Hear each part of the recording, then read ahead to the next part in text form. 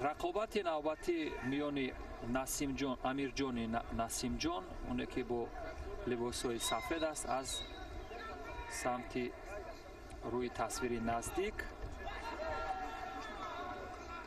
از دسته خطلون دو هست.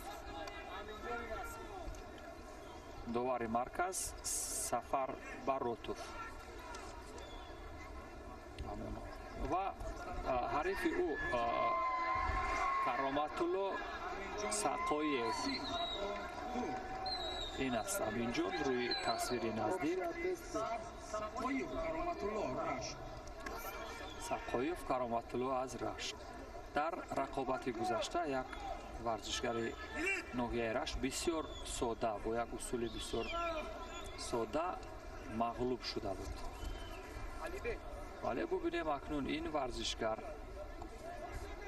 چی تجربه و چی استعداد دارد.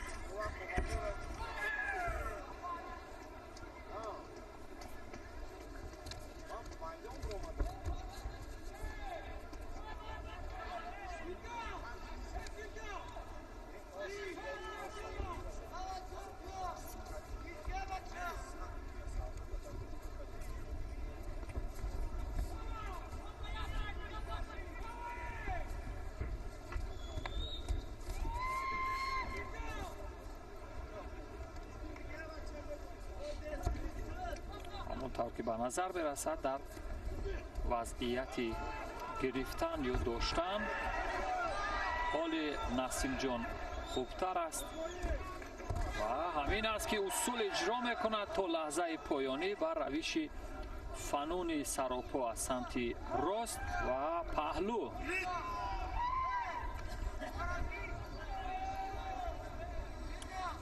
پهلو برای امیر جان و یک برداشت زدن بسیار جذاب و ببینید چی جوابی به مورد گردانید کرامت‌الله ساقویف. هنر و استعداد اینجا امیر جان، بله امیر جان نسیم جان همان ورزشگری که یک پهلو اجرا کرد مرتبه اول در دفعه دوم یک اصول بسیار به مورد برداشته و به سمت ضروری زدن حریف بسیار جذاب و دیدنی بود که از صحنه های تکرار بار دیگر مشاهده کنیم به چه شکل و روش. اینجا ابتدا یک امتیازی ناکامل و بعدا انا همین استفاده تکنیک دستان قدرت دستان را ببینید به چه شکل و همین یک روش بسیار جذاب و دیدنی حریف را از پای درفتاند و به مرحله بعدی را خط گرفت.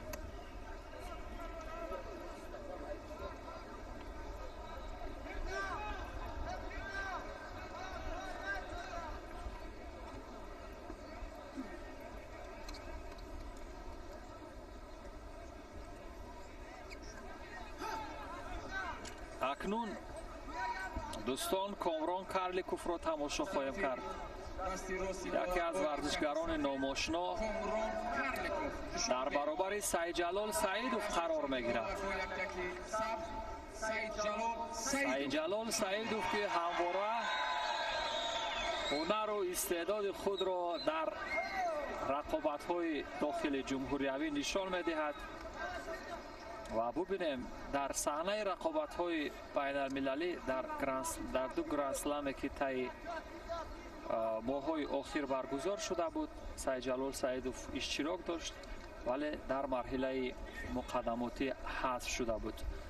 فعلا اکنون ببینیم مرحله مقدماتی در دور اول در برابر کامران کارلیکوف است.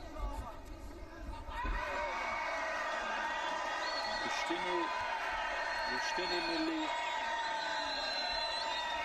با داشتن نظامنامه جدید و به شکلی که با همان قاعده های قریب که کشتین جودو خیلی شباهت دارد. یک پرتاب معمولی بالای شانه به سمت چپ از سوی کامران کارلیکوف.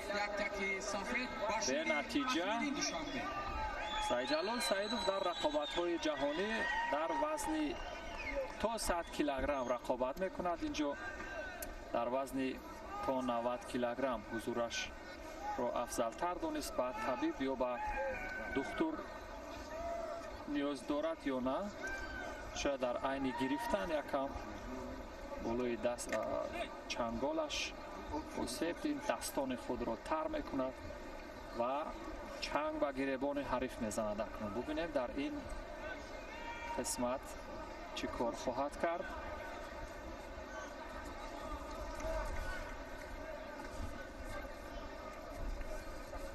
مخلصان سعید جلال هم در صحنه رقابت‌های داخل جمهوری خیلی زیاد هستند. کامران کارلیکوف هم از سلاله کارلیکوف ها که اون نیز کامران هم در صحنه رقابت‌های بین المللی تجربه زیاد دارد. داوری بالای گیره بختیاری عزیز نورعزیزوف و امروز مرحله رقابتی ورزشگران سنگین وزن ها نیز در گلیم دیگر ادامه دارد. چهره های نو نیز به صحنه رقابت میبرایند. از این لحاظ شور و شوق مخلصان نیز برانگیخته می شود. سعید جلال و کامران همانو برای دریافت همان وضعیت خوبی گرفتن هستند. کسی از آنها نمیگذارد تا حریف برای چنگ انداختن و گریبان او موفق شود. اکنون سعید جلال نزدیک می شود برای پرتاب کردن، ولی باز هم حذر می کند از نزدیکتر شدن برای اجرای اصول. پرتاب بالای شانه به نتیجه، ولی این گواهی آن است که اجرای اصول از سوی کامران کارلیکوف به نظر می رسد.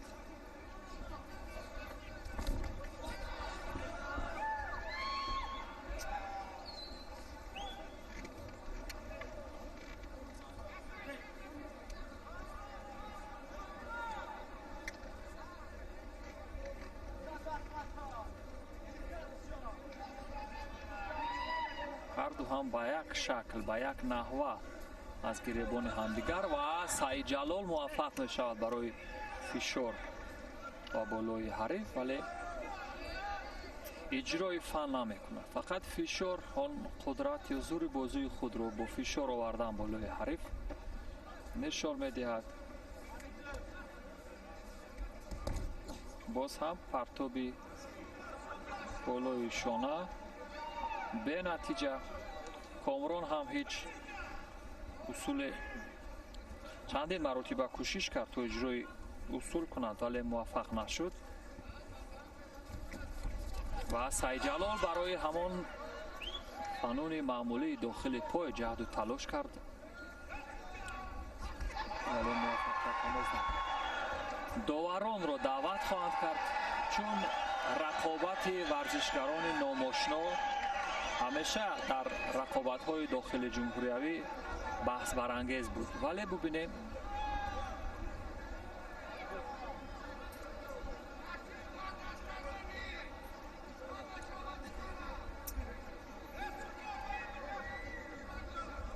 داوران چی قضاوت میکنند. هیچ نتیجه نیست. هر دو نیز تا اینجای کار فعال بودند و اکنون در حالی که سعید جلال برای داشتن یک شانس برای اصولهای ضربه آیی استفاده کردن داشت، کامران نیز اجرای اصول کرد، ولی موفق نشد. اکنون سمت چپ و دست چپ از قسمت راست گریبان حریف بسیار محکم، سرعتناکی پرتاب ها نیز بسیار مهم است. سعید جلال نیز سراسیمه می شود. 1 دقیقه زیادتر تا انجام وقتی اساسی است. دقیقاً 1 دقیقه و 18 ثانیه دیگر تا انجام وقتی اساسی و آگاهی. داور آگاهی می دهد به کامران کارلیکوف.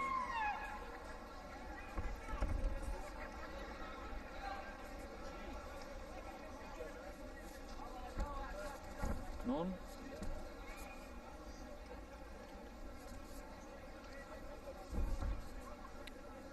با جفت دستان از یک سمتی گریبان حریف محکم نشان میگیرد کامران و نتیجه گرفتن یا سمتی گرفتن را تغییر میدهد. سعید جلال نیز اجرای اصول میکند، اما از چی باشد که تا آخر نمیرساند همین اجرای اصول را. اجرای اصول کردن تا آخر نرسیدن و تنبیه با کامران کارلیکوف. تنبیه با کامران کارلیکوف. ثانیه های پایانی وقت اساسی است، کمتر از نیم دقیقه دیگر تا انجام وقت اساسی، در حالی که کامران کارلیکوف یک آگاهی و یک تنبیه دارد. از همین سبب سعید جلال برتر است، ولی اجرای اصول که مخلصان انتظار هستند هیچ کدام از ورزشگران به آن دست پیدا نمیکنند. هزاران مخلص در محل برگزاری مسابقات انتظار پرتافت‌های پهلوانان هستند. همین ترتیب وقت به انجام میرسد.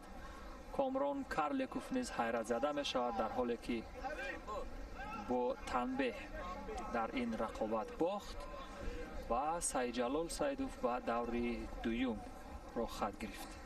همین طریق در گلیم رقم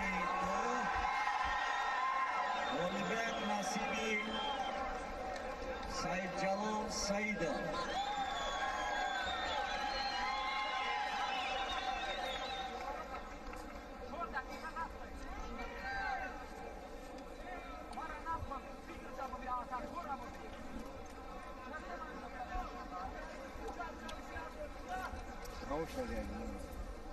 نوارهای سوز کرده شده را ببینیم دوستان. اگر بودند لحظه های جالب، ولی گمان میکنم این ورزشکاران هیچ همون نکات جالب در رقابت این ورزشکاران مشاهده نشد. و منتظر پهلوانان دیگر ظفر عالمشایف، باز یک چهره ناماشنای تاجیک از ولایت مختار کوهستان بدخشان، از ناحیه ونج. او در برابر عالم افروز عبدالرحمانوف قرار میگیرد. این عالم افروز از ناحیه رشت است.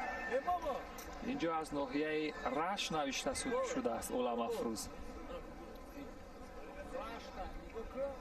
با یکتکی سبه نماینده ولایت مختار کوهستان بدخشان ظفر عالمشایف با یکتکی عالم افروز عبدالرحمانوف.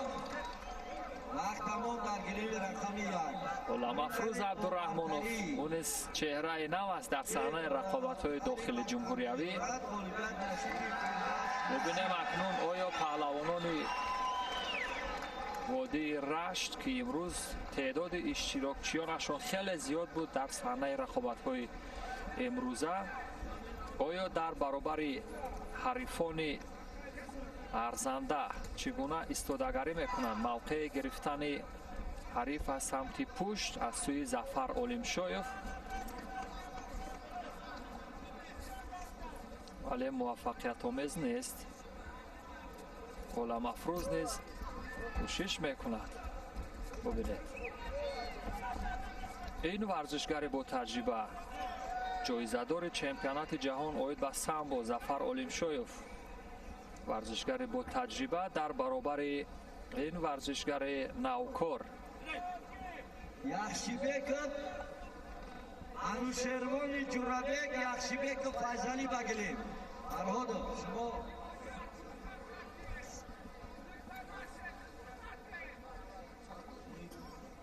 یخشیبک انوشروان جورابک یخشیبک مرحمت بابالو گلیم. مبارزه خیلی مشکل می شود و دست و پنجه نرم کردن در برابر ورزشگران تجربه‌ناک مشکل خواهد بود. عالم افروز و سمت راست شانسی پرتاب کردن اصول بالای شانه را دارد، ولی ظفر نیز ورزشگر با تجربه است. سالها در این صحنه رقابت‌ها با ورزشکاران نامی کشور نیز مشکل ایجاد کرده است ظفر علیمشایف، ولی با علم افروز با سبب بیرون شدن از مربع یا کنجه کبود یک آگاهی اجرای فن از سمت بیرون علم افروز در حال اجرا با سرعت بلند ظفر علیمشایف نیز خیلی هیجان زده است که یک جوان نوکار و نوتجربه در برابر او با قدرت نسبتاً تام ظهور میکند. اجرای فن با پای راست از سمت بیرون پای راست حریف، ولی موفقیت آموز نیست. اصول ضربه هایی، ولی علم افروز از دور رقابت یا از همون گلیم بیرون شد، چیزی نبود. رقابت ادامه دارد. علم افروز عبدالرحمانوف در برابر ظفر علیمشایف.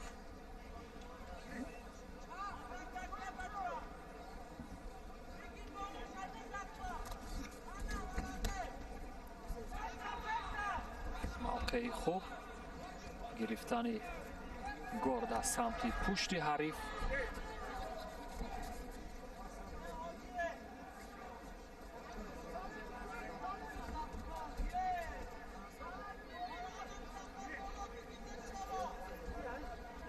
ولی یک حرکت نادرست روی عبدالرحمانوف علم افروز یک ضربه زد علیمشایف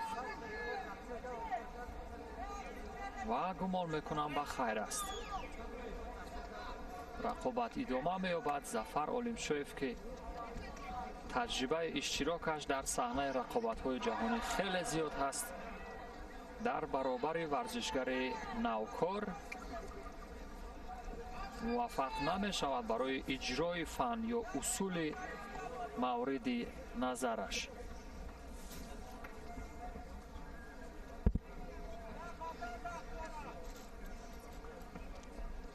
به همین ترتیب تا انجام وقت اساسی 1 دقیقه و 20 ثانیه دیگر باقی مانده است و ورزشگر نوکار یا جوان در برابر با تجربه. ببینید ظفر علیمشایف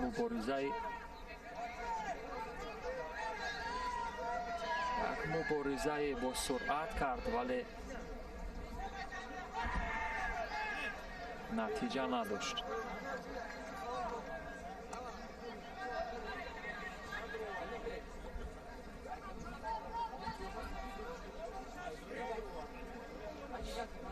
برای هر یک نکات نازک قپیدن مرحله های گرفتن نیز امروز همون گونه که در گشتین جدا نیز برای قپیدن نادرست از سر آستین جزا داده می شود، در گشتین ملی هم همچنین. همین طریق در گلیم رقم 1 غالبیت نصیبی فیضعلی یخشیبک.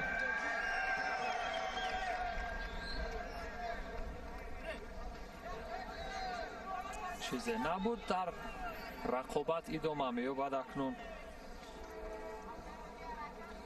به همین ترتیب یک رقابت مشکل گذار برای هر دو ورزشگر بود.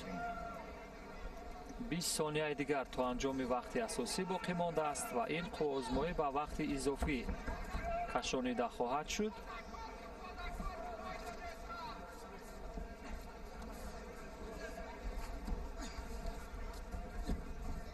ببینید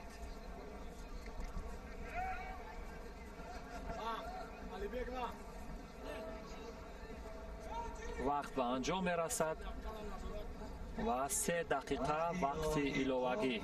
طبق قانون‌های قبول شده فدراسیون ملی کشتیگیری 3 دقیقه فقط 3 دقیقه دیگر وقت ایلوگی. در صورتی که رقابت یک رنگ باشد، همون گلدن اسکوی که در جودو هست، آن را به صفت امتیاز کیلویی نیز راویان مرکز در اینجا اشاره میکنند. 3 دقیقه دیگر برای معین کردن غالب در جفت ظفر عالمشایف و علم‌افروز عبدالرحمانوف.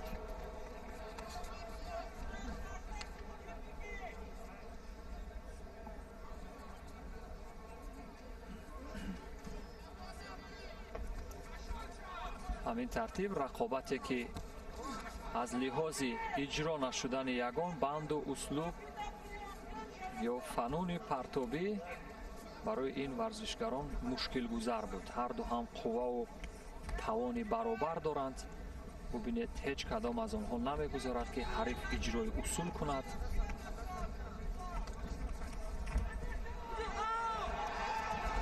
بالاخره علم‌افروز برای یک اجرای هلوک از بیرون یا همان فنون پرتابی پای از سمت بیرون ولی موفق نشد. رقابت ادامه می‌یابد. علم‌افروز هم جوانی با تجربه، این ورزشکاری که امروز از ناحیه رشت نامنویس شده است. تعداد اشتراکچیان پهلوانان ناحیه رشت را در این رقابت‌های مسابقات خیلی زیاد مشاهده کردیم. یکی از آنها نیست این علم‌افروز که در برابر جایزه‌دار چمپیونات جهان و به سامبو ظفر عالمشایف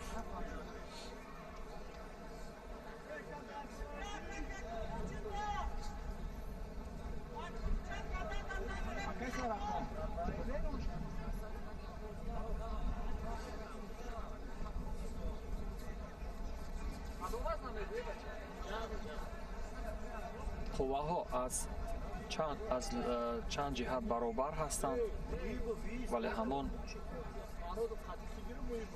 داشتن سرعت بلند برای گرفتن از گریبان حریف و اجرای فن از هر دو جانب نیز نسبتا مشکل تر است.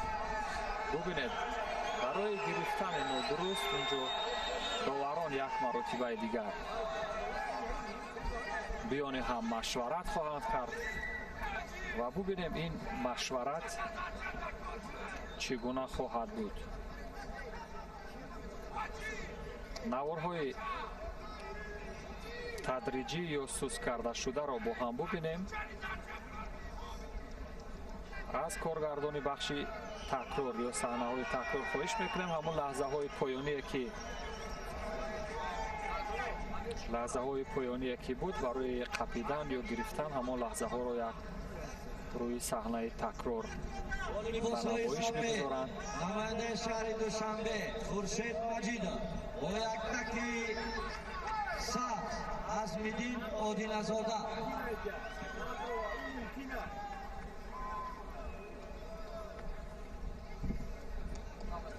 و قضاوت داوران چی است؟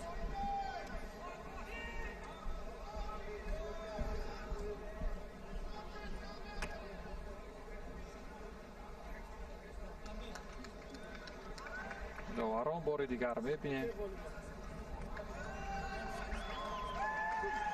همینطوری در این آخری غالبیت نصیبی ظفر عالمشایف اما با ظفر عالمشایف غالبیت رو تقدیم میکنند داوران. با چی دلیله؟ با یک تنبیه که با علم‌افروز دادند. همین ترتیب ظفر عالمشایف در این رقابت پیروز شد و به مرحله بعدی راه یافت.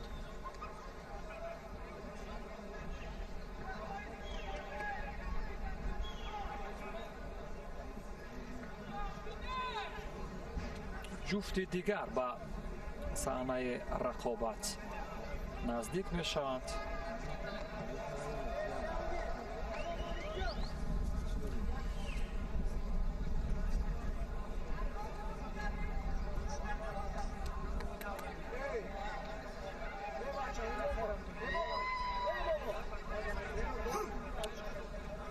اکنون دوستان عزیز، ما هنرنمایی باز یک جوان ناماشنا، یک پهلوان شناخته تاجیک جهانگیر مجیدوف از دسته دوشنبه رو در برابر حریفش خواهیم دید.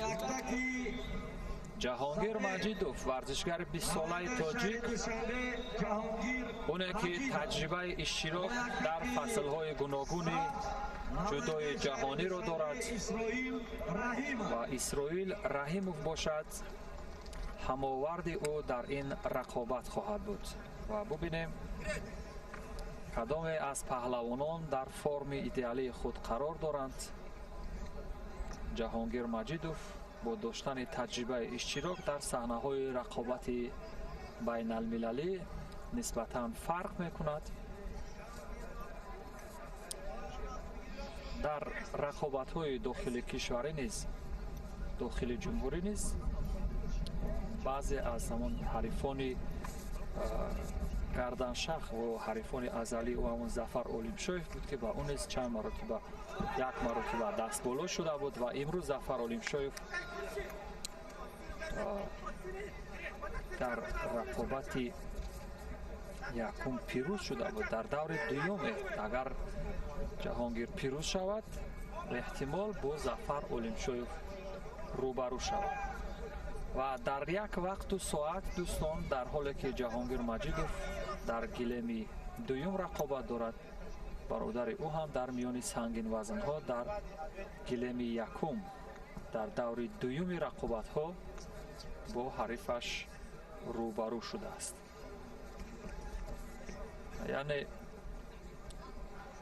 از میان مجیدوف ها همین دو پهلوانه که واقعا تا چند سال اخیر در صحنه رقابت های جمهوری از خود درک دادند و در صحنه رقابت های بین المللی نیز بارها اشتراک کردند.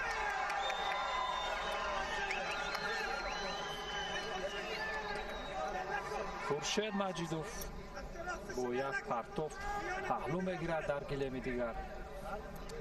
خورشید مجیدوف میان نورسان در مسابقات نورسان اروپا یا میان کادت ها برنده نشان طلا شده است. ببینید پرتاب بالای شانه رو بسیار خوب اجرا میکند. دو مراتب با اجرای قانون با برتری دو پهلو خورشید مجیدوف پیروز میشه. ولی جهانگیر باشد در حالی که ما تماشا داریم رقابت او رو در برابر حریف نوکر اسرائیل رحیموف هنوز اجرای اصول نکرده است.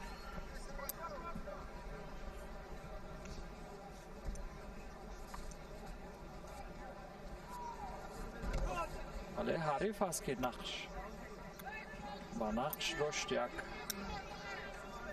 اجرای اصول بالای شانه را. مربی عطا عباس نژاد کنون جهانگیر را مصلحت می‌دهد. پرتاب بالای شانه از سوی جهانگیر به نتیجه تیمور رحیموف هم در میان سنگین وزن ها بر رقابت می‌پردازد. یعنی امروز ما رقابت سنگین وزن ها و چهره های آشنا را با هم خواهیم دید. در گلیم دیگر نیز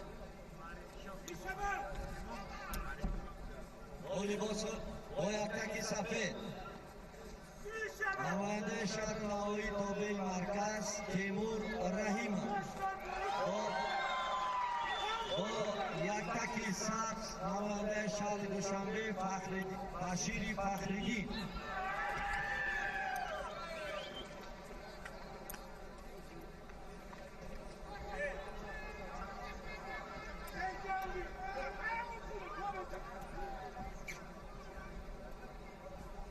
ببینید مربی حتی از مسافه خیلی دور با همون اصول ضربه‌های پایزنی و هلوک معمولی، همون فنون هلوک داخل ولی به نتیجه بود. ولی این اجرای اصول که بود میتواند برای فعال بودن جهانگیر تا این جای کار مساعدت کند.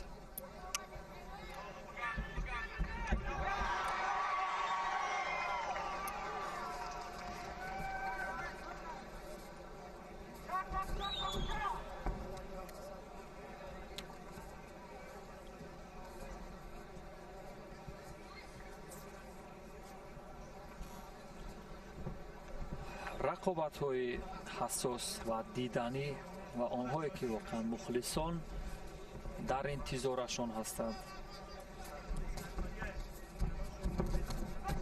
Фаро расиданд ва дар интизори воқеан тамошои ҳунару истеъдоди ҳамин паҳлавонони номошинои тоҷик ҳастанд. варзишгар ташвиқгарон, вале ҷаҳонгир як маротиба аз ҳамон усули мавриди назараш истифода кард, муваффақ нашуд. шояд контроли дасти ҳарифро бисёр хуб накарда буд, вагарна эҳтимол дошт то имтиёзе ба даст биёрад. имрӯз гӯштини миллӣ дар остонаи таҷлили ҷашни байналмилалии Наврӯз бо симои тоза, бо симои ҷадид, бо либоси миллии махсус ҷилва дорад. воқеан бубинед чӣ ҷазоб аст, чӣ зебо вақте ҳамон либоси махсуси варзишгарон зебо ҳаст. агарчи дар пайравӣ бо ҳамон киманои ҷопониҳо бошад, вале хеле зебо аст. аз лиҳози оне ки ҳамон қабатҳои тасмашакли, яъне ин либоси вижаи мо ранги сурх дорад ва бубинед ранги серанги сурх, сабз ва сафеди парчами миллӣ низ дар инҷо таҷассум дорад. партоби зебои болои шона. ҳамин тартиб ҷаҳонгир маҷидов қабл аз анҷоми вақти асосӣ 9 сония мондан то анҷоми вақти асосӣ як партоби бисёр зебои болои шонаро иҷро кард ва ба марҳилаи баъдии рақобатҳо роҳ гирифт. шоистаҳо, он истеъдодҳое ки дар нубуғи худ, дар ҷавҳари худ аз ҳамон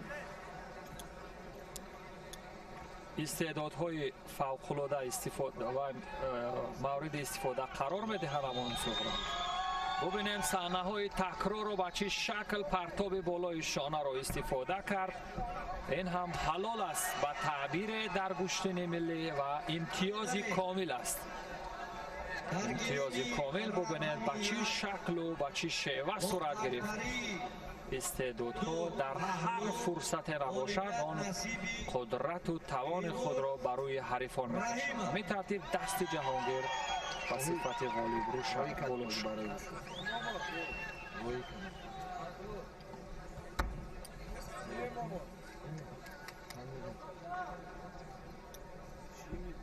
бо яктаки сафед хусрав алама шаҳрнавои тобии марказ, бо яктаки сабз муродов сафар ҷиҳати хатон. ва дар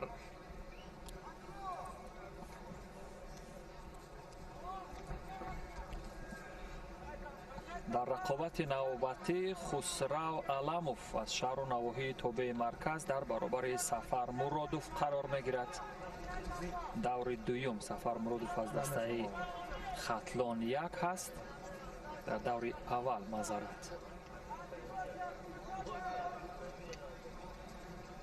паҳлавононе ки дар рақобатҳои мусобиқоти ҷумҳуриявӣ аз ҳамдигар шинохте пайдо карданд, ҳадди ақал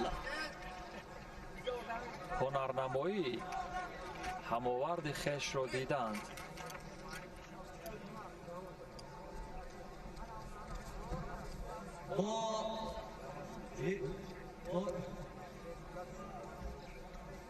имази довари болои гилем Соҳроб Бозоров.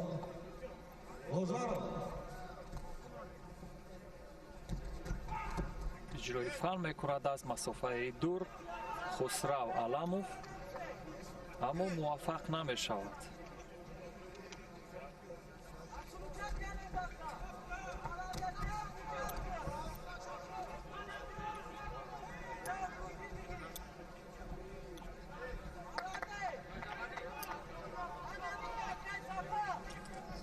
дар миёни сангинвазнҳо дӯстон Темур Раҳимов ҳам дар даври дуюм ғолиб шуд.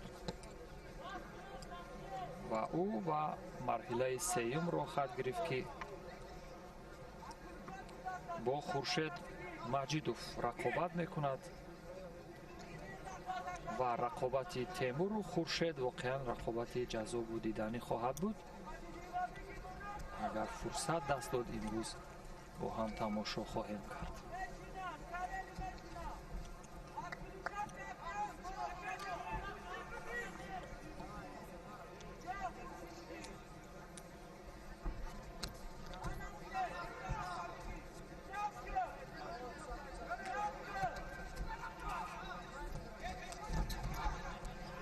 иҷрои усул шуд аз сӯи Хусрав Аламов, вале зидди ҳамла ҳам аз ҷониби Сафар Муродов барои надодани имтиёзе ба ҳариф айни муддао буд.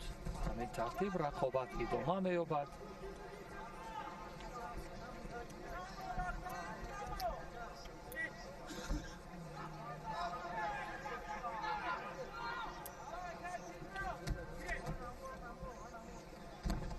бори дигар партоби болои шона ҳам ва зидди ҳамла.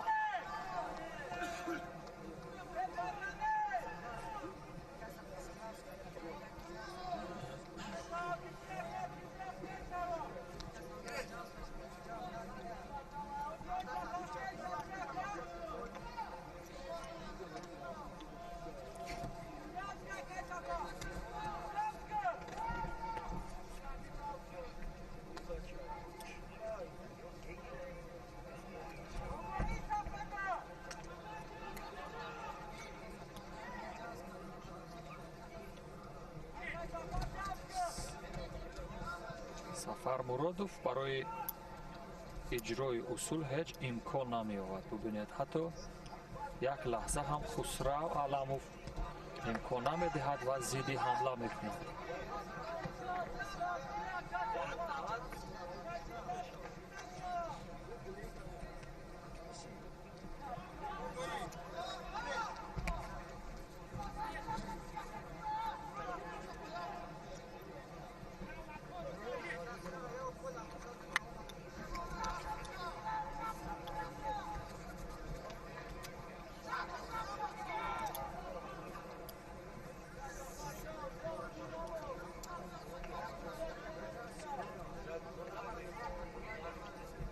самти чапи ба нишон гирифта Сафар Муродов бубинед ба чӣ шакл ҷаҳду талош мекунад, вале бо дасти росташ дифоъ мекунад. дифоъи яктарафа дар бисёр ҳолат, дифоъи якзайл ва зидди ҳамла.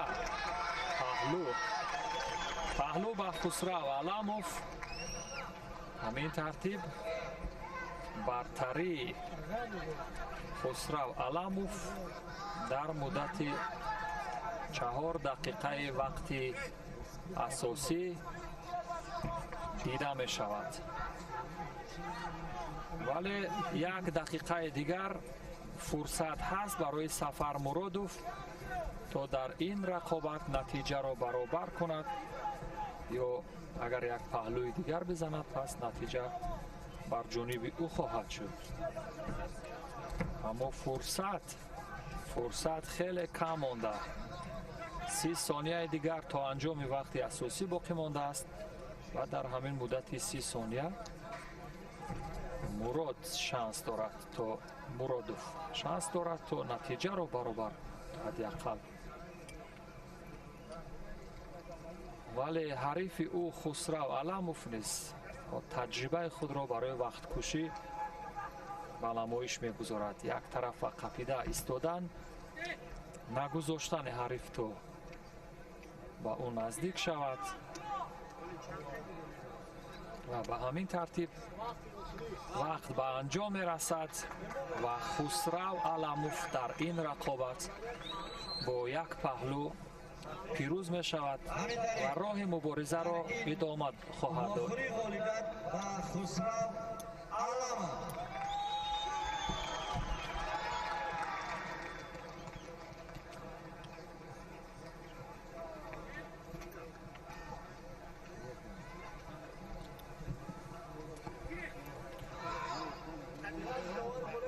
наворҳои сӯз карда шударо бо ҳам бубинем дӯстон.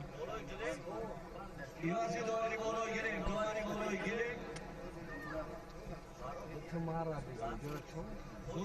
ба ин тартиб ҳамон як паҳлӯе буд ки Овар Хуҷандиҷон.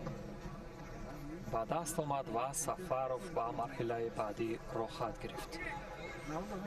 боз варзишгарони номошно ба саҳнаи рақобат мебароянд.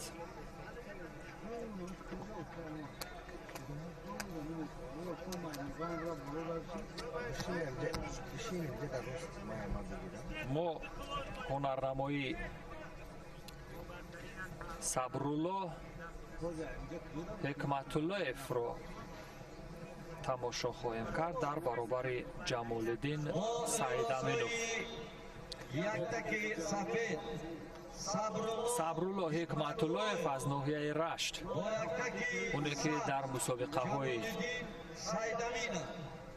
ҳамон ҷумҳуриявӣ дар ноҳияи Рашт бисёр дурахшон аст. ду ҳарифаш Ҷамолиддин Саидаминовро дар марҳилаи аввал пешорӯ дорад аз дастаи Хатлон 1.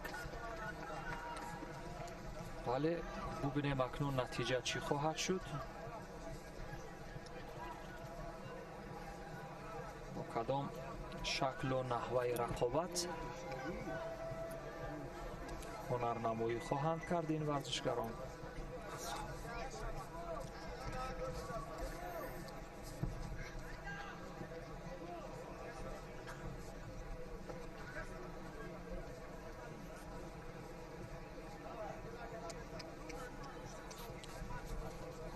дар ҳамон марҳилаи аввали гирифтани горд бисёр масофаро наздик мекунанд, вале муваффақ намешаванд.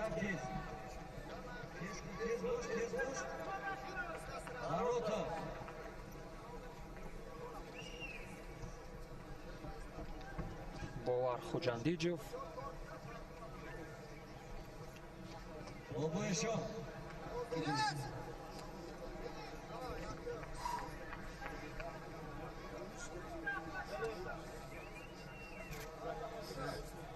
Довари болой гирем, Сафарали Барото, билати Шутлон. Довари Кунҷи, Ҳабибулло Файзуллоев. Бо яктаки сафед. Икромов Сейдимроз. Бо яктаки сабз Шорух Ҳамидхон. чӣ шакли суръатомезе доштанд дар ҳамин лаҳзаи аввал, вале муваффақ нашуд касе аз онҳо дар иҷрои ҳамон фануни маъмул.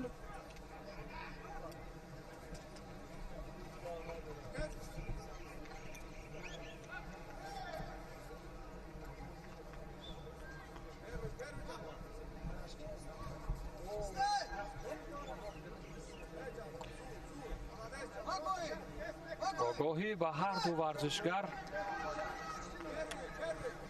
бо сабаби камкорӣ ва рақобат идома дорад. дӯстон, рақобат идома дорад. бубинем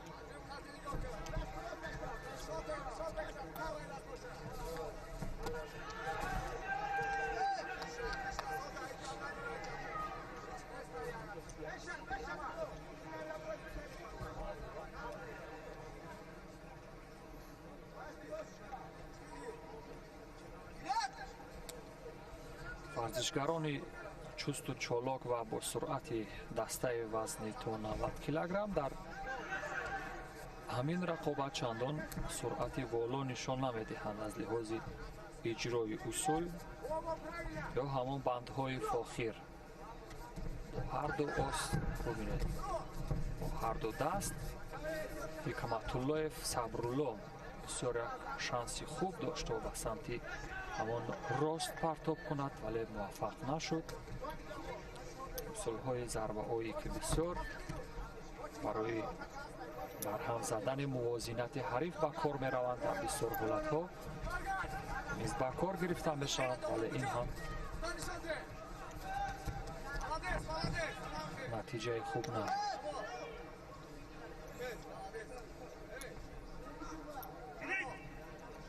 натиҷа ҳамоно якранг аст. дар миёни ду паҳлавоне ки яке таҷрибаи иштирокаш хеле зиёдтар аст, Сабрулло Ҳикматуллоев дар дохили кишвар таҷрибаи иштироки бештар дорад дар рақобатҳо, вале ҳарифи ӯ навкор ҳаст. Ҷамолиддин Сайдаминов.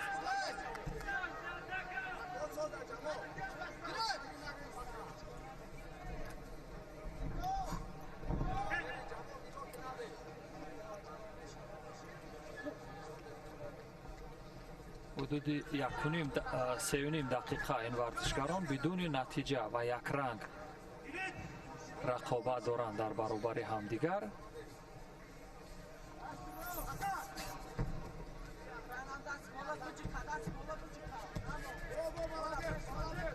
дар ҳоли фишор овардан ба рӯи ҳариф аст Сабрулло Ҳикматуллоев.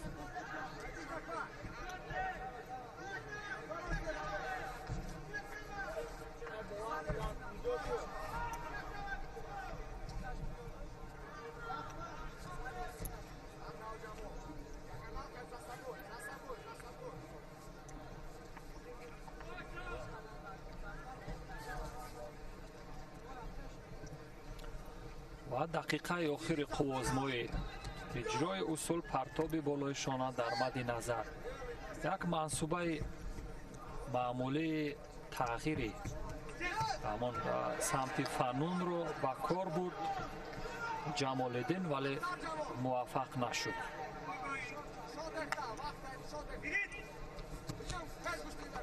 ва ба самти чап акнун гузашт. бубинед, бар ду ҷониб иҷрои ҳамон фануни маъмулӣ партоби болои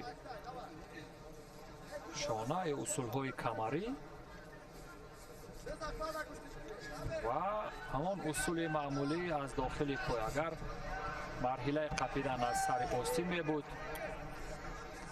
аз дохил иҷро кард ҳамин фан, ҳамин равишро то ба беруни мураббаъ овард ки ҳеҷ натиҷае набахшид. сонияҳои поёнии вақти асосӣ. 30 сонияи дигар то анҷоми дақиқаҳои маъмулӣ боқӣ мондааст.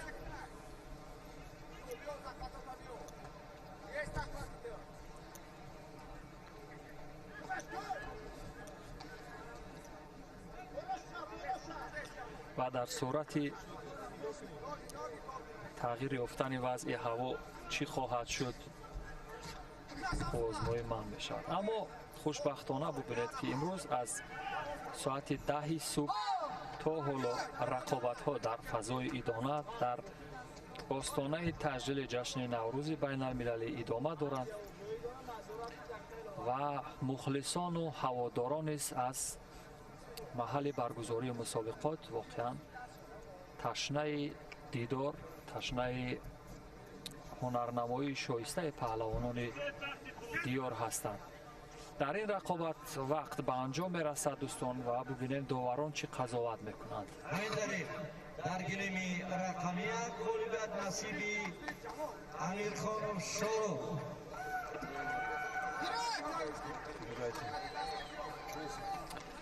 вақти изофа ё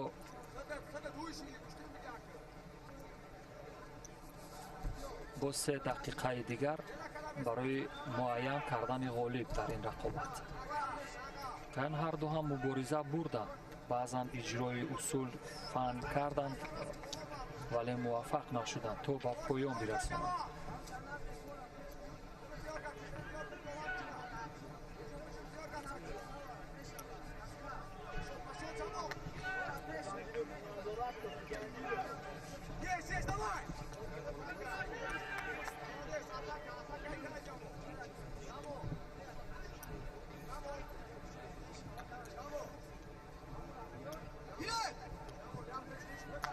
ҷамҷидов дар ин лаҳзаҳо бояд ҳар як назару ҳаракот, ҳар як амалкарди паҳлавононро ба инобат бигирад.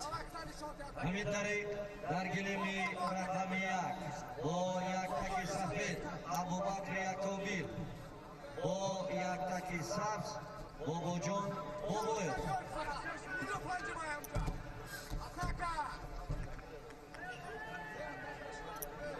هیچ نتیجه نیست و رقابت ادامه می‌یابد. در وزن 90 کیلوگرم چهره‌های شناخته هستند دوستان. سیدجلال سعیدوف، همروز رجبوف، همچنین جهانگیر مجیدوف.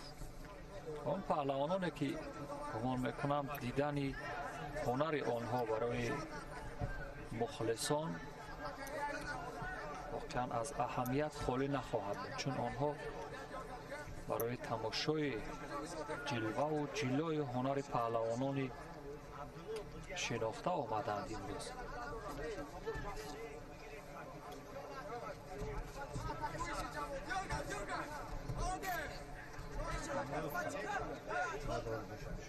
اجرای اصول میکند جمال‌الدین، تا کجا موفق می شود، چون کنترل حریف یا تعادل حریف در بالای پای راستش بود.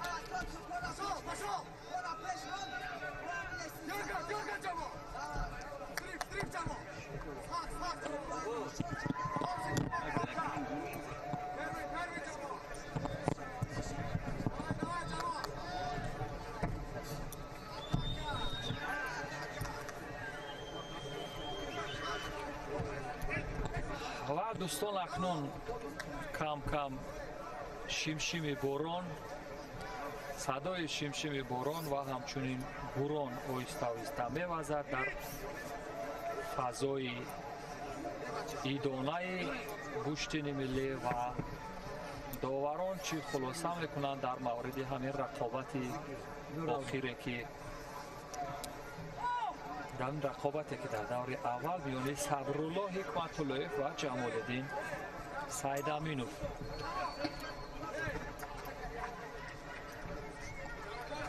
آخرین حرکات از سوی خلاصه داوران و ببینیم در نتیجه خلاصه گیری چی می شود یا داوران چی قضاوت میکنند. ورزشگری ببینید آنه که اجرای اصول میکند تا آخر نمیبرد.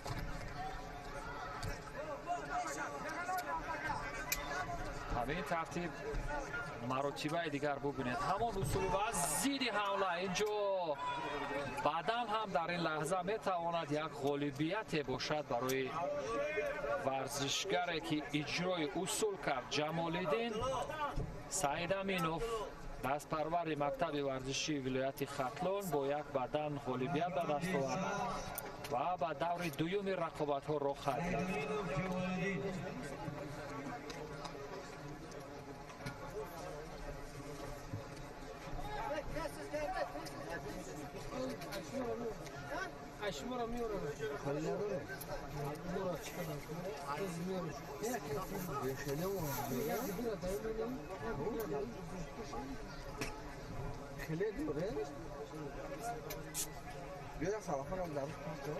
ببینید روی نوار یا صحنه های سوس کرده شده به چه شکل در آخرین فرصت از یک اصول معمولی استفاده کرد و غالب شد. و دوستان عزیز چهره های ناماشنا ورزشگران نامی کشور اکنون به صحنه رقابت میبرند در وزن 90 کیلوگرم. امروز چهره های شناخته بسیار هستند. کامرانشاه اوستاپیریان با لباس های سفید است. اولین ورزشگری که از رقابت های بین المللی از فصل های جدای جهانی از گرانپری به تاجیکستان مدال طلا آورد. او در 3 مرحله از رقابت های گرانپری توانسته بود که نشان طلا بیارد. گرانپری انتالیا، گرانپری تاشکند، یعنی غالب شده بود کامرانشاه اوستاپیریان و 2 مرتبه برنده یا عنوان قهرمان آسیا را به دست آورده است. کامرانشاه اوستاپیریان یکی از ورزشگران ناماشنای تاجیک امروز در برابر حریفش رحمی خدا شریپوف از ولایت مختار کوهستانی بدخشان قرار میگیرد. روی تصویر عمومی هستند هر دو ورزشگر. کامرانشاه استوپیریان از سمت چپی تصویرهای ما و شما است با لباسهای سفید و حریف او باشد از سمت راست. و در چند فصل اخیر کامرانشاه در رقابت‌های بین المللی در گرند سلم هایی که خیلی حساس هستند برای سهمیه کسب بازی‌های المپی اشتراک کرد و در دور اول پیروزی به دست آورده بود و در مرحله های دوم حذف شده بود. ولی فعلا ببینیم اکنون در گشتین ملی، گشتینی که پایه‌گذار اساسی هست برای رقابت‌های جهانی، کامرانشاه استوپیریان با لباس‌های سفید، رحمی خدا شریپوف از ولایت مختار کوهستان بدخشان. رقابت این ورزشکاران را با هم ببینیم دوستان. با همون لحظه اول ایستادن روی حریف آن قدرت و متانت معمولی همدیگر را به نمایش میگذارند. کامرانشاه استوپیریان هم دست و پنجه نرم میکند و تلاش برای گرفتن یا همون لحظه اول قپیدن روی همون توشک یا همون گلیم مخصوص گشتینگیری یکم تر شده است، چون که کمی هم باران بارید. از این لحاظ صدای پایهای این ورزشکاران بر اعلا احساس می شود. کامرانشاه گرفتن معمولی از سمت بالا از قسمت کمر حریف، از سمت پشت در حال آمادگی. و ببینید یک اصول ضربه‌های بدن، اگرچه به سمت راست یا به سمت پیش نتوانست همون اصول معمولی را استفاده کند، ولی در حالی که حریف با تعادل و در پای خود بود، یک اصول ضربه‌های با شکل چنگ انداختن همون پای خود به پای حریف و به همین روش کامرانشاه یک بدن گرفت. بدنی که میتواند در صورت یک رنگ انجام شدن آزمایی پیروزی بخش باشد برای کامرانشاه. ولی رقابت ادامه می‌یابد. دست و پنجه نرم میکنند در مقابل همدیگر. کامرانشاه استوپیریان از سمت دست چپ حریف قسمت گرفتن و از گریبان چپ اجرای اصول فقط اینجا نمیرسد. مرحله قپیدن بسیار با مورد است. آن چهره های شناخته که در هیئت تیم ملی جودوی کشور شامل هستند امروز در رقابت داخل جمهوری نیز به صحنه رقابت ها برآمدند.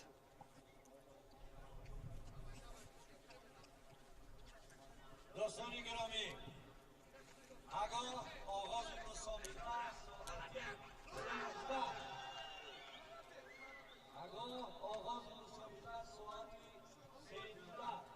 یعنی ساعت 1 و راویان میدان نیز اعلان میکنند پگاه رقابت ورزشکاران را در ساعت 13 یا ساعت 1 نصف روزی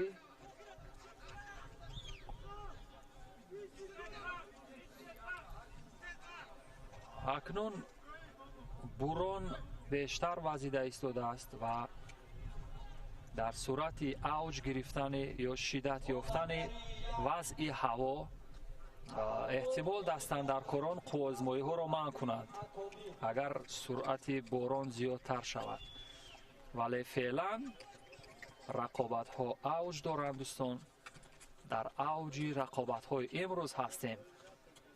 مرحله قپیدن از هر دو جانب موافق است و اجرای اصول فقط نمیرسد. ببینید کامرانشاه استوپیریان با لباس های سفید هست. اجرای فن میکند نخستین شده به سمت پیشی پای و به این ترتیب به نظر میرسد که راه نفس کشی خوب دارد کامرانشاه استوپیریان و رقابت ادامه می‌یابد تا انجام دور اول رقابت‌ها در میان ورزشکاران دسته 90 کیلوگرم. همگی دو رقابت دیگر به جز این سه رقابت دیگر باقی مانده است. کامرانشاه در حالی که لبخند دارد گوشتین میگیرد در برابر حریف، اما شاید مشکل خواهد بود در حالی که توشک اگر یکم تر شود یا همون گلیم مخصوصی گوشتینگیری. امروز گوشتین ما نیز در بالای گلیم مخصوص برگزار می شود، اون تتمی که در عرصه رقابت های جهانی گوشتین جودو برگزار می شود.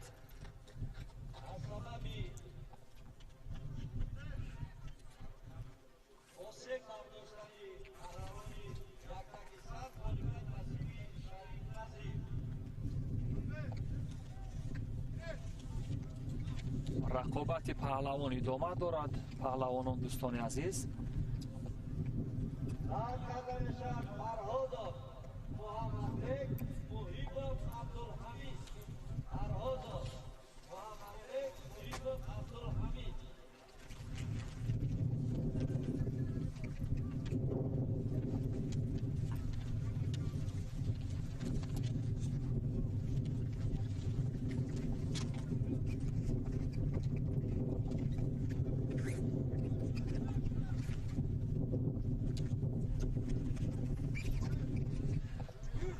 کامرانشاه اگرچه اصولهای پرتابی رو اجرا نکنه در این رقابت، ولی با داشتن تکنیک بسیار خوب قپیدن یا اداره حریف میتواند که حریف رو کنترل کند. اما اجرای فن یکی از جزئیات مهمی که هست، اگر صورت بگیرد بسیار خوبتر خواهد بود.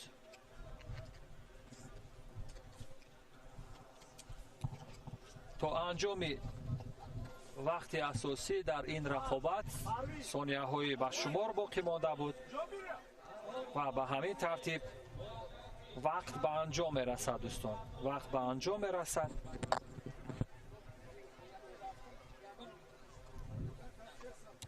و با یک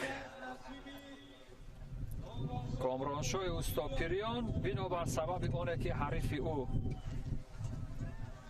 یک بدن داشت، آگاهی داشت، نه، کامرانشاه یک بدن داشت، با همون یک بدنی که داشت پیروز شد و به دور دوم رقابت ها را خط گرفت.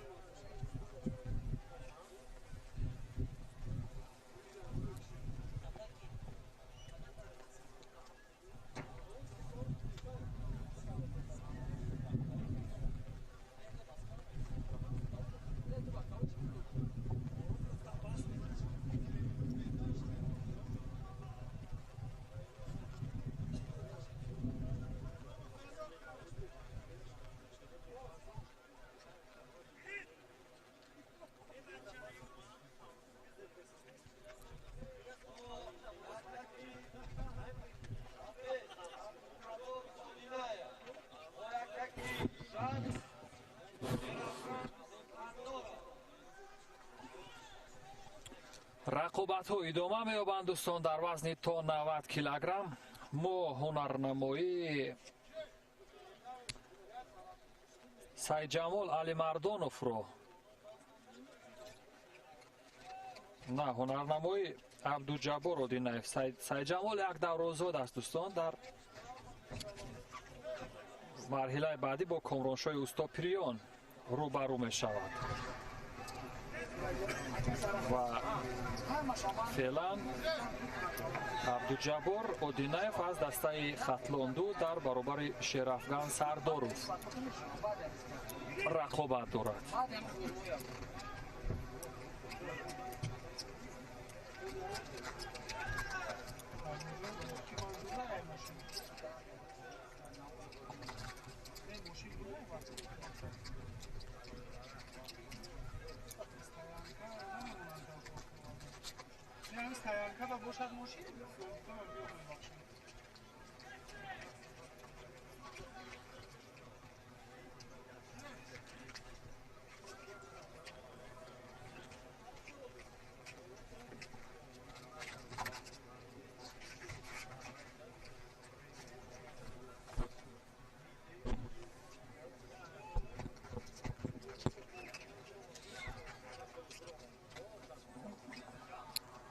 تو انجام رقابت های مرحله یکم دوستان بجز این یک رقابت دیگر مانده است. ببینید یعنی نمناک شدن خود گلیم گوشتنگیری یا همون توشک برای اجرای اصول مانع می شود. یعنی پای ورزشکاران ممکن است که لغزد و همین ترتیب دستاندرکاران ببینید چی لغزش شد در اینجا در همان لحظه که اجرای اصول میکرد عبدالجبار دینایف ولی ضد حمله بر سود شرافکن سرداروف بود.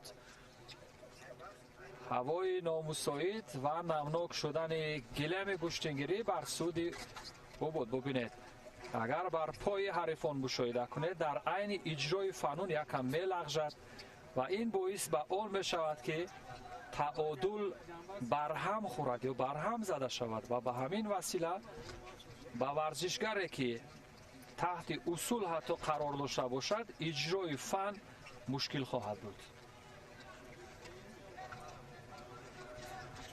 و مراتب دیگر اجرای اصول شد ولی به نتیجه.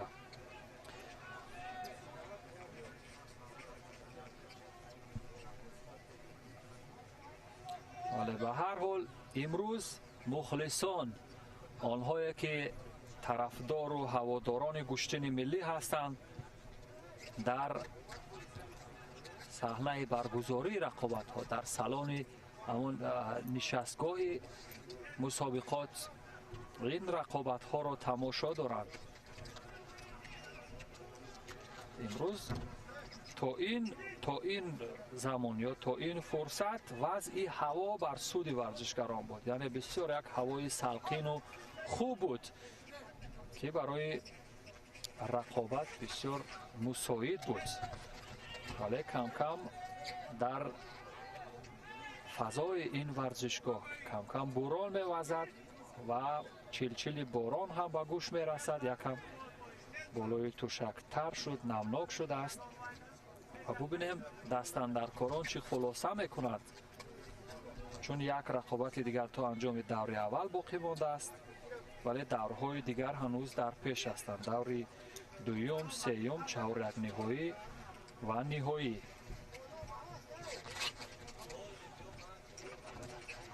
این ترتیب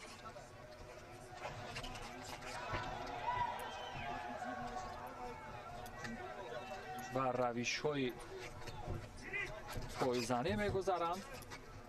هر دو هم سمت زدن پای حریف رو نشان میگیرند ولی موفق نمیشن. با سبب از مربع خارج شدن یک آگاهی به عبدالجبار دینایف و همین ترتیب او یکی یک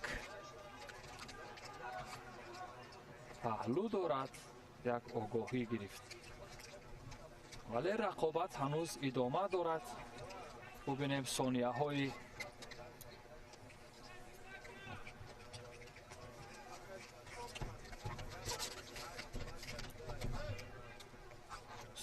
پایانی وقتی اساسی است دوستان. 40 ثانیه دیگر تا انجام وقتی اساسی باقی مانده است و در این حالی که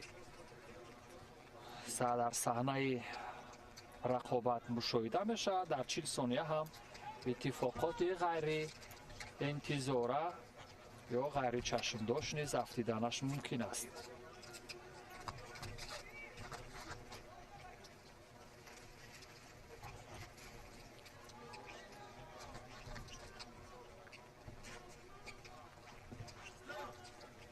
وقت به انجام رسد دوستان عزیز. همین ترتیب با یک پهلوی که شرافکن Сардоров дошт. дар дақиқаҳои маъмулӣ ӯ пирӯз шуд ва ба марҳилаи баъдии рақобатҳо роҳ хат гирифт. аммо рақобатҳо идома меёбанд. дӯстони азиз, шерафган Сардоров пирӯз шуд. бори дигар бубинем омилҳои муваффақияташ дар ин ҷо бо кадом равиш буд. бубинед, ҳарифе ки худи ӯ иҷрои усул мекард, бо сабаби якам намнок будани бубинед саҳнаи баргузории рақобат пои ӯ лағжид ва ба ҳамин тартиб шерафган дар ин рақобат пирӯз шуд. Якаки сафед намояндаи Миллати Суд Озодбек Назарбекзода ва якаки сабз намояндаи шаҳри Навоии тобеи марказ Ҳақназар Назаров. ва либосҳои сафед Суруш Каримов Миллати Суд ва дӯстони азиз, бармегардем ба идомаи гузориши мустақими хеш аз ҷараёни рақобатҳои рӯзи аввали мусобиқаи ҷумҳуриявӣ оид ба куштингирӣ барои дарёфти ҷоми пойтахт дар соли 2021. мо дар марҳилаи якум дар ҷое ки Ҳақназар Назаров оне ки бо либосҳои сабз аст аз шаҳру навоҳии тобеи марказ дар баробари Озодбек Назарбекзода аз вилояти Суғд қарор дорад.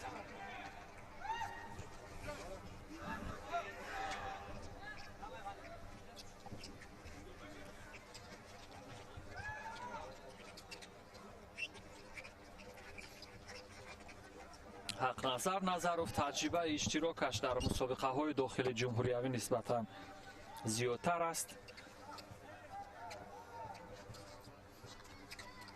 вале ҳарифи ӯ бубинед иҷрои усул аз сӯи Ҳақназар Назаров, вале дифои ба маврид аз тарафи Озодбек Назарбекзода. ҳамин тартиб бинобар сабаби пеш номусоидии вазъи ҳаво даври дуюми рақобатҳоро дар ду гилем баргузор мекунанд, яъне дар ду самти саҳнаи баргузории рақобатҳо.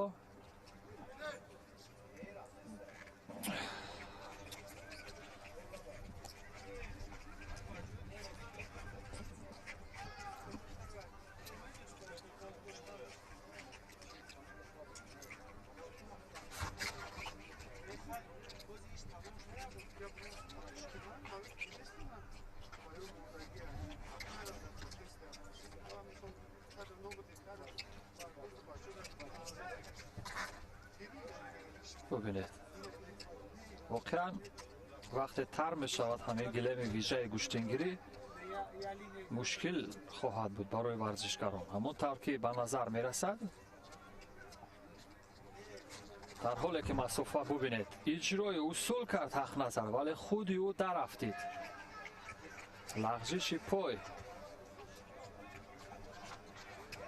лағжиши пой ин хатарнок хоҳад буд.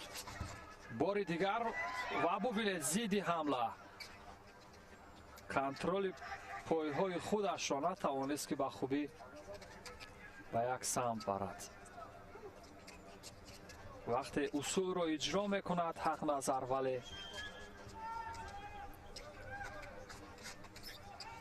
наметавонад рӯи пойҳояш бистад. ҳамин тартиб ду-се маротиба паёпай Ҳақназар иҷрои усул мекунад ва зидди ҳамла аз сӯи Озодбек ҳаст.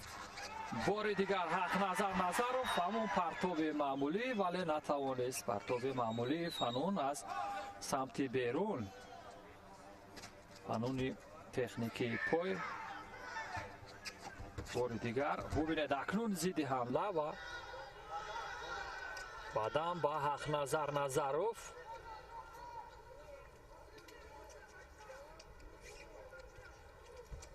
ва ӯ барои роҳ ёфтан акнун ба марҳилаи дуюми рақобатҳо шанс дорад, чунки дар сурати як ранг анҷом ёфтани қуввозмоӣ боз бо як бадане ки ҳақназар дорад барояш имтиёзи ҳалталаб хоҳад буд.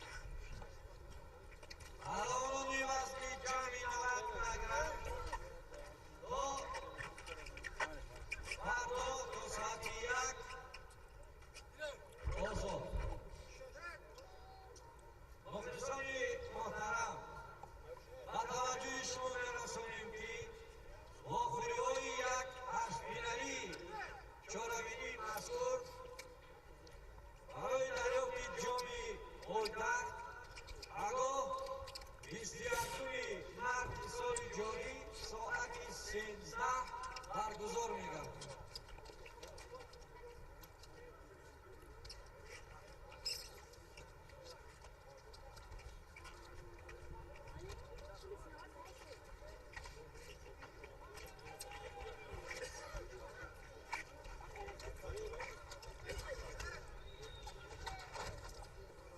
در گریم رقمی دو تغییری بیند اولیم شوی مجیدو.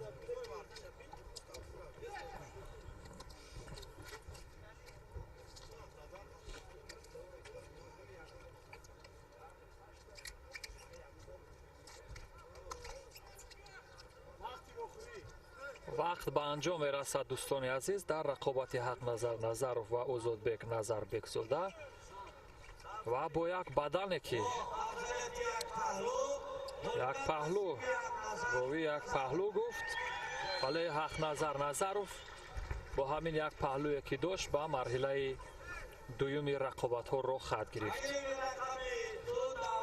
наворҳои суст кардашударо мебинем ки аз сӯи коргардони бахши наворҳои суст кардашуда комрон манзури мо мегардад ва султон барзудиев коргардон низ имрӯз тасовири бисёр ҷаззобе аз мароҳили гуногун аз зовияҳои гуногун рӯи навор бардошт. ҳамин тартиб ҳақназар назаров ба марҳилаи баъдӣ роҳ хат гирифт. инак дӯстон боз як рақобате ки воқеан яке аз такрори яке аз рақобатҳои солҳои гузашта хоҳад буд, чунки ин варзишгарон дар муқобили ҳамдигар борҳо рақобат карданд, дар баробари ҳамдигар яъне ҳам пирӯзӣ доранд ҳам бохт доранд ҳарду ин варзишгарон. ва бубинем ин бор натиҷа чӣ хоҳад буд. зафар олимшоев таҳти як усули ҷаҳонгир маҷидов қарор гирифт. зафар олимшоев ин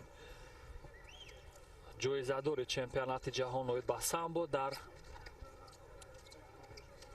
чемпионати ҷаҳон ҳаст. зафар олимшоев ва худи ҷаҳонгир маҷидов ҳам дар мусобиқоти наврасони аврупо дар миёни кадетҳо ҷоизадор аст ва ҳамчунин дар чемпионати осиё дар ҷоми осиё низ сазовори унвони чемпионӣ шудааст. яке аз варзишгарони беҳтар буд, варзишгаре ки миёни наврасон дар радабандӣ дар миёни ҷавонон дар зинаи аввал меистод. замоне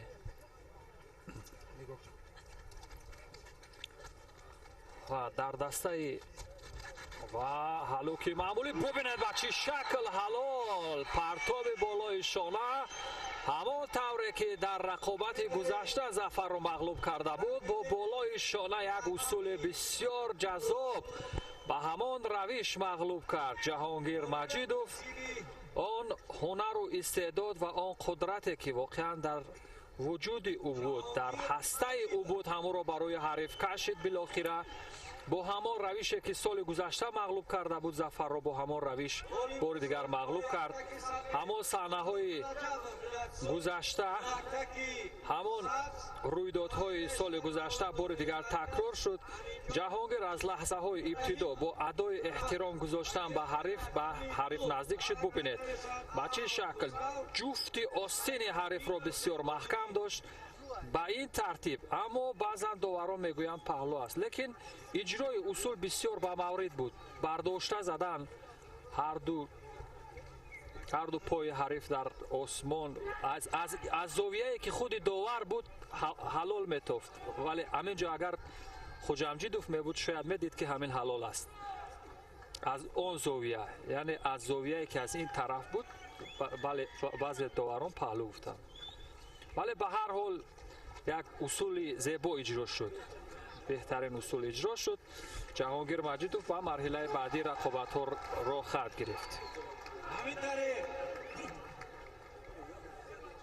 در آخری فیلم رقم یک رجب افروز و غالبیت مشرف کردید. در فیلم رقم یک دعوت کرده می شود استاپیریون کامرانشاه استاپیریون شریف علی مردانov سعید جمال. در فیلم رقم یک کامرانشاه استاپیریون علی مردانov سعید جمال در گلیم رقم یک با لباسای بلندکی سفید علامت با لباسای سبز سید امینه.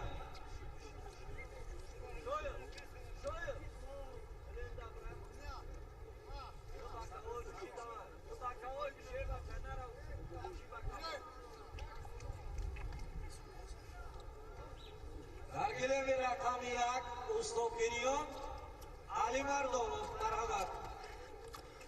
اکنون دوستان دور دوم رقابت ها است، جایی که علاموف خسرو در برابر حریفش سیمدینوف جمالدین. ببینید باز هم اصول پرتابی بالای شانه بدن از سوی علاموف خسرو بود. با چه شکل جذاب و دیدنی اجرا کرد و در گوشه دیگر نیز کامرانشاه استاپیریون در برابر سعید جمال علی مردانov قرار میگیرد، جایی که باز یک رویداد دیگر تاریخی برای هر دو ورزشگر خواهد بود، چون یک رقابت خاطرمان هم در جام پرزیدنت کامرانشاه با سعید جمال داشت. ولی ما رقابت خسرو علاموف در برابر جمالدین سیمدینوف را با هم مشاهده میکنیم. ببینید با چه جذابیت در حالی که رقابت برگزار می شود دوستان عزیز، باران یک مدت منع شد. علی مردانov سعید جمال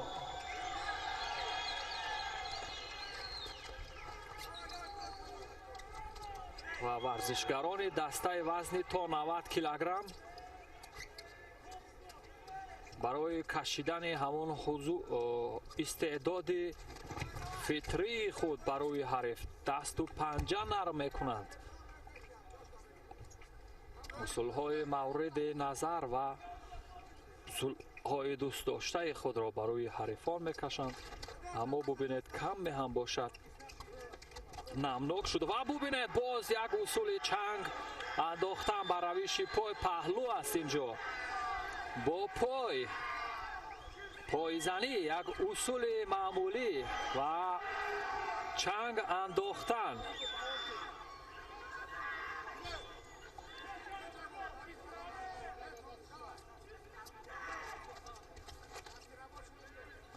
رقابت ادامه دارد. ببینیم اکنون جمالدین سیمدینوف در برابر علاموف خسرو. بار دیگر علاموف بدن دو مراتبه امتیازی بدن میگیرد. علاموف امروز اجرا کننده خوب فنون پرتابی بود، با ویژه در بخش سراپا.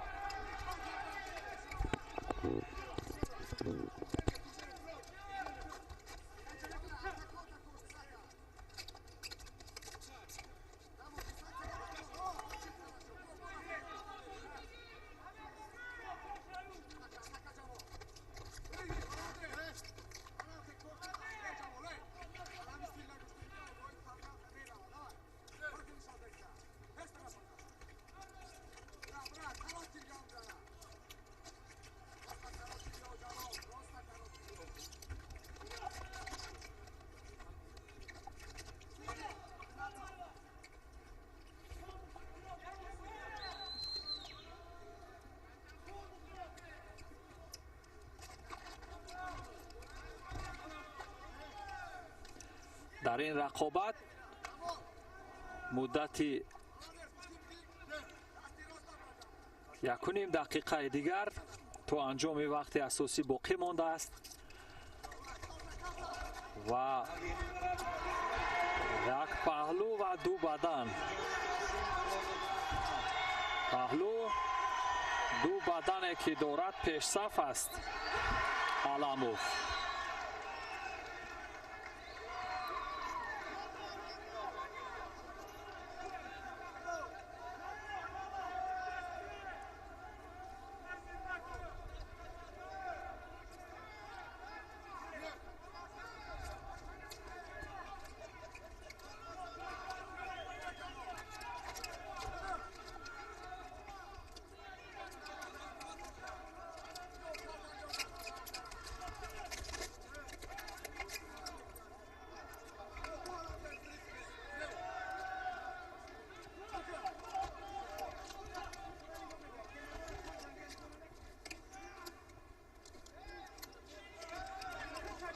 ثانیه‌های پایانی وقت اساسی است در رقابت خسرو علموف از شهر و نواحی توبه مرکز و سیمدینوف جمالدین از دسته ختلون.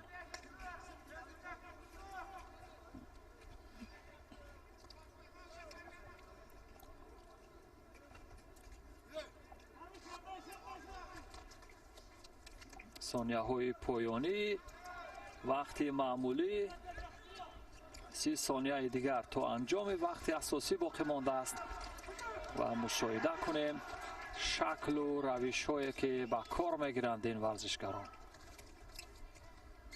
یک کمی هم باشد اگر مشکل ایجاد شده باشد از لحاظ نمناک شدن توشک گوشتینگیری، ولی به هر حال ورزشکار با استعداد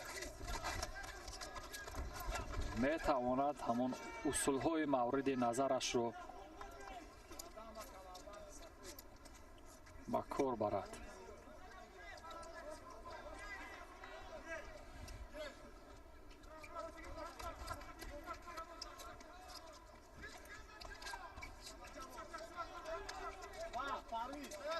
وقت به انجام می رسد. همین ترتیب دوستان عزیز در این رقابت با یک پهلوی که خسرو علموف داشت به مرحله بعدی رو خط میگیرد.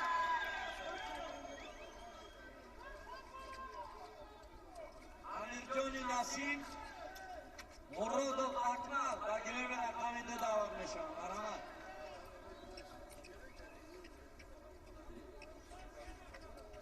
Biraz doğal ikinci köy. کنجی که İskender Aliş köy.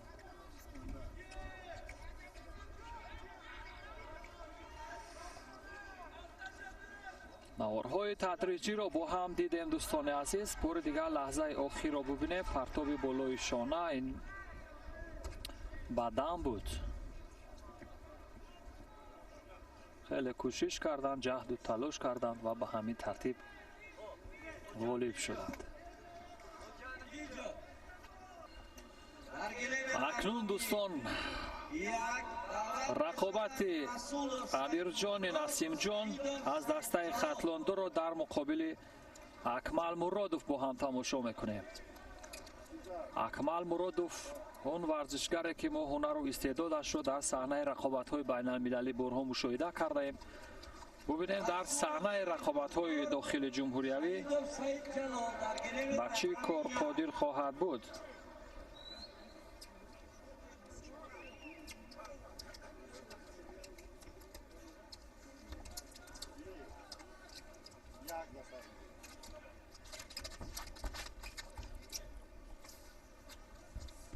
دوستان گرامی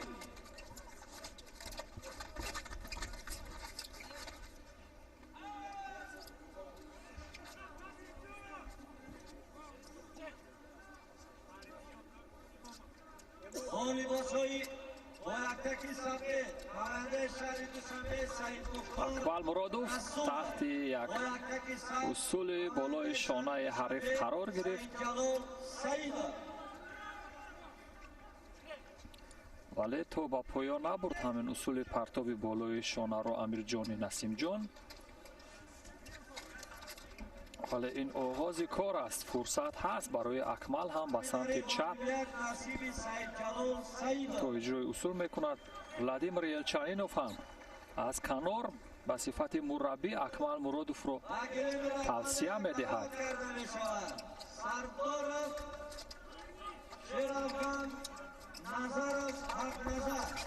اکنون گرفتن کمربند حریف و راه گریز یا فرار از اصول حریف.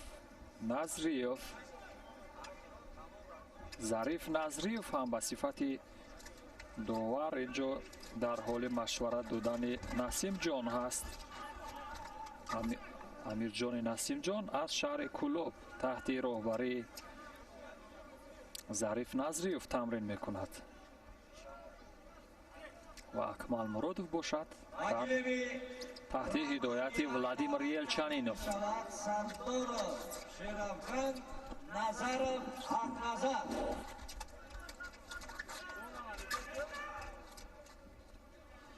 شاید با سبب برآمدن از مربع اینجا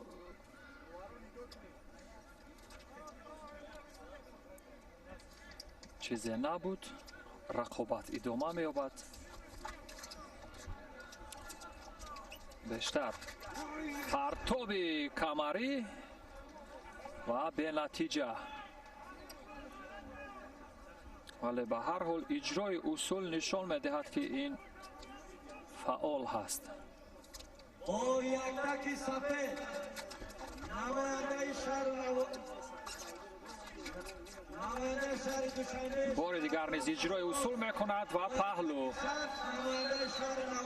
پهلو چون اکمل مرادوف خواست خودش اصول را اجرا کند ولی یکم پایش لغزید چون خودی همین توشک کمی نمناک است با سبب باریدن باران. ولی فرصت هست تا انجام وقتی اساسی. حدود 2 دقیقه دیگر وقت دارند. می تواند از این لحظه های باقی مانده یا از این فرصت ها اکمل مرادوف برای برابر ولی یک پرتاب دیگر که باعث گرفتن پهلو شد و پهلو همین ترتیب پیروز شد.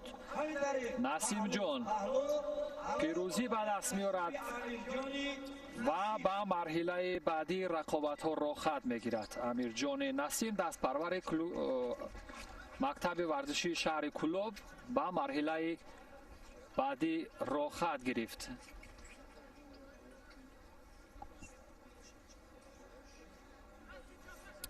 دوستان عزیز، مرحله دوم رقابت ها نیز در حال به انجام رسیدن است. روز 27 مارس در دهه چیلچه ناحیه تیمورملی گشتین ملی نوروزی برگزار خواهد شد و اینجا در گلیم که ما و شما گزارش مستقیم را تماشا کردیم این صحنه های سست کرده شده بود که عبدالنسیم موفقیت به دست آورد. امیرجان عبدالنسیم و با پایان یافتن گزارش خیش دوستان عزیز از رقابت های روز یکم دور یکم و دوم بنده کریم خان بیگمتوف از طرف همه همکارانم در بخش تکنیکی نوروز بین المللی را برای همه شما مبارکباد میگویم.